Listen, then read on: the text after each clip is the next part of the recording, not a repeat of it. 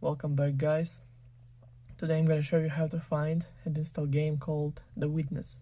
So first thing first, open App Store, click on the blue icon right here on your home screen. Then make sure that you log in on your Apple ID account. Then click on the search button right here. And in the search bar, typing The Witness and go search. Then scroll down a little bit until you find the game. So click on that. Now it's cost $9.99. Just click on the blue button. Then to confirm purchase and installation, use Face ID or Touch ID or password from your Apple ID account. So now it's all done. The game is 2.32 gigabytes.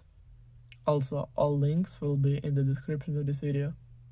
Hope you guys enjoy. Thank you for watching. Please like and subscribe for more. Bye.